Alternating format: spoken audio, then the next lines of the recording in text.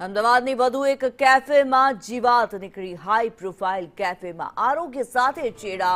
બોડક દેવા મોકા કેફેમાં કોફીમાંથી જીવાત નીકળી। ગ્રાહકની ફરિયાદ બાદ રસોડામાં તપાસ કરી। તપાસ કરતા વંદા સહિતના જીવજંતુઓ ફરતા દેખાયા। ગ્રાહકની ફરિયાદ બાદ એએમસીની ટીમ પહોંચી મોકા કેફે। કુલદીપસિંહ મકવાણા મિત્રો સાથે પહોંચ્યા હતા। આ મોકા કેફેમાં પહોંચ્યા હતા અને લોકોના ભોજનમાં જીવાત નીકળ્યાની પણ ફરિયાદ મળી છે।